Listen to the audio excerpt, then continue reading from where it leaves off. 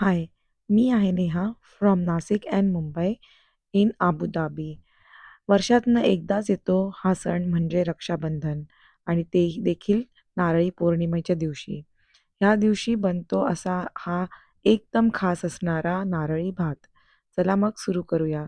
मी बासमती तांदूळ जो आहे तो 15 ते 20 मिनिटं भिजत ठेवलेला होता, धुवून चांगला आणि खवलेले नारळ मी गरम पाण्यात भिजत ठेवलेले मिक्सर मारून आणि हे बघा असं मस्त पॅकिंग केलेलं खवलेलं नारळ डायरेक्ट मिळून जातं इथे. तर इथे मध्ये-मध्ये पाणी पण प्यायला लागतं. तर मी सांगत होते, की आता हे आपण मस्लिन क्लॉथ घेऊया आणि त्याला चांगलं आपण गाळून घेऊया आणि ह्याचं दूध आपण काढून घेऊया नारळ. गरम पाण्यात भिजत ठेवले आणि काय होतं त्याचं छान असं दूध निघतं. ही होती आज तुमची आजची टिप. हे दूध मी एकच पाण्याने काढून घेणार आहे. 2-3 पाण्याने काढणार नाही आहे. हे बघा, हे मस्त असं दिसतं काही. चांगलं असं आपलं दूध निघालेलं आहे. इथे मी घेतलं आहे दालचिनी, इलायची, लवंग आणि स्टार. स्टारला मराठीत काय बोलतात ते मला नक्की सांगा. आता ह्याच्याबरोबर मी घेतलं आहे काजू आणि बेदाणे. तुम्हाला जे हवे ते ड्रायफ्रुट्स तुम्ही घेऊ शकतात. आता आपण फोडणी देणार आहोत भाताला अगोदर. त्याच्यासाठी मी आपलं हे साजूक तूपच घेतलेलं आहे.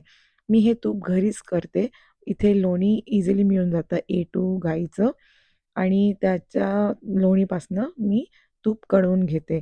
आता हे आपले सगळे खडे मसाले गेलेले आहेत कुकरमध्ये. कुकर म्हणजे मी शिट्ट्या वगैरे काढणार नाही. ह्याला झाकण आहे.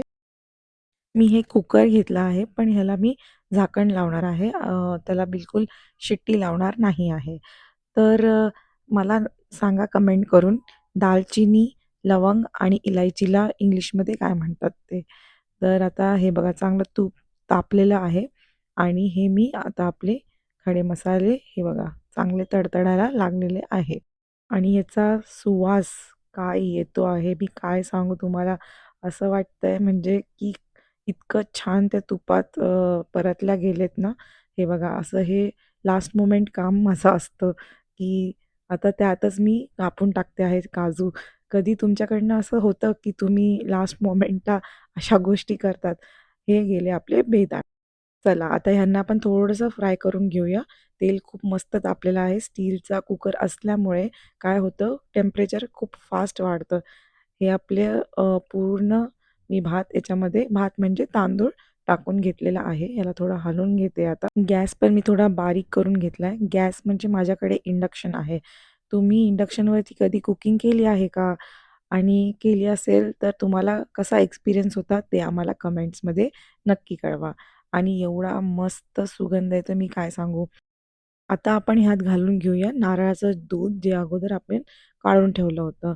नारळाच्या दुधाने याची जी टेस्ट आहे ती खूप जास्त एन्हान्स होते आणि एक स्टिकीपणा पण येतो आणि गोडसरपणा पण एक जो असतो नारळाचा तो फ्लेवर पूर्ण येतो. ह्यात मी थोडंसं चवीपुरतं घातलेलं आहे मीठ आणि मला असं वाटतं की थोडं कमी पडलंय पाणी.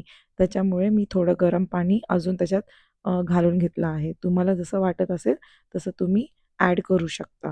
हे बघा काय मस्त कलर आलेला आहे त्याचा आणि just can't wait to taste it. तर मी याच्यावरती आता हे लिड लावून टाकते आणि ह्याला आता आपण मंद आचेवरती होऊ देऊ. आता हे जे नारळ आहे, हे नारळ इथे असं खवलेलं नारळ डायरेक्ट मिळतं. मी हे बराकतचं मागवलेलं आहे आणि लुलूचं पण मिळून जातं. हे एकदम फ्रेश आणि मस्त आहे एकदम. तर मी इथे 1 वाटी अ, नारळ घेत आहे आणि त्याला चांगलं मी मिक्सरमध्ये बारीक करून घेत आहे. कारण की काय होतं मग कण अडकतात घशाला आणि कोरड पडते. त्याच्यामुळे मी हे स्मूथ असलं की आपल्याला छान पण टेक्स्चर वाटतं. अरे देवा! मी एक विसरलेच टाकायला. ते म्हणजे लिंबूचा रस. आपल्या भातामध्ये 2 थेंब आपण लिंबूचा रस टाकल्याने काय होईल, आपला भात चांगला सुटसुटीत होईल. आता मी इथे एक पॅन घेतला आहे. त्याला चांगलं गरम करून घेतलं आहे आणि ह्यातच मी आता गूळ पण वितळून घेते. हा ऑर्गॅनिक गूळ इथे मिळून गेलेला आहे मला म्हणून मी तो घेतला आहे.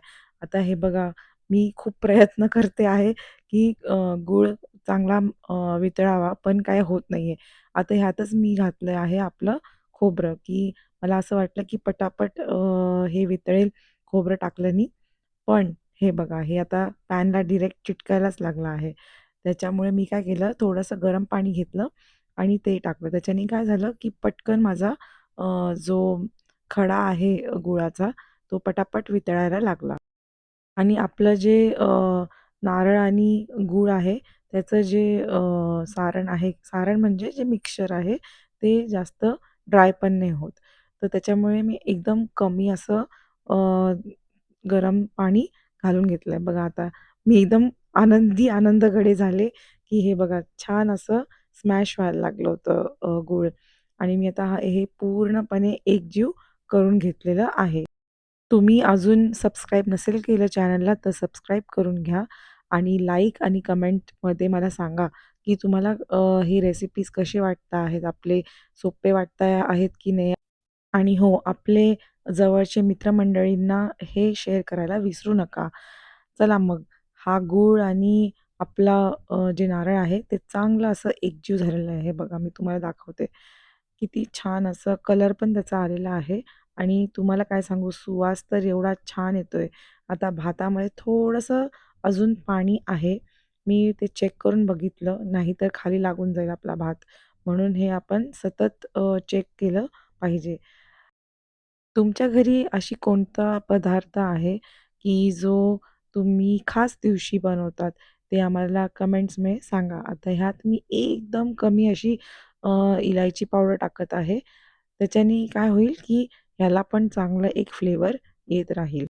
मला अगोदर वाटलं, की खूप मोठी रेसिपी असेल आणि खूप इन्ग्रीडियंट्स लागणार आहे, पण अजिबातच नाही. जेव्हा आपण स्वतः करून बघतो, तेव्हा आपल्याला समजतं, की अरे, ही तर किती सोपी डिश होती आणि आपल्याला असं वाटलं, की एवढा कोण एक्स्ट्रा माईल जाईल, पण रिअली वर्थ इट आहे. आता आपण काय करूया, भात झालेला आहे, तर भाताला मी फ्लफी करून घेत आहे with the help of the fork. म्हणजे तो चांगला असा मोकळा भात होईल आणि मस्त एक-एक दाणा आपला सुटसुटीत होईल. तसं हे चिकटणार तर आहेच. माय गॉड! काय मस्त सुगंध येतोय. मी बनवतानाच वेडी झाले होते आणि मी जेव्हा आतिशला विचारलं, की "आतिश तुम्ही इथे येऊन जरा बघा, की किती छान असा याचा सुगंध येतोय." तर ते मला बोलले, की "अगं, पूर्ण घरामध्ये हा सुगंध दरवळतोय. इतका छान स्मेल येतोय, काय सांगू." आता हे बघा, हे असं हळूवारपणे मी अ, भात आणि गूळ मिक्स करून घेणार आहे आणि काळजी घ्या, की भाताचे शितं तुटणार नाही. एकदम हलक्या हाताने आता आपण हे सगळं मिक्स करून घेणार आहे आणि मला इतका आनंद होत होता. मी काय सांगू तुम्हाला, की मी हा पहिल्यांदाच ट्राय केला आहे आणि ही रेसिपी माझ्या आईकडनं मी घेतलेली आहे. तर मम्मीला मी विचारलं, की "सगळं एकत्र शिजवायचं का? की वेगवेगळं करायचं?" तर मम्मी बोलली, "मोकळा भात करायचा असेल, तर तू त्याला वेगवेगळं शिजव."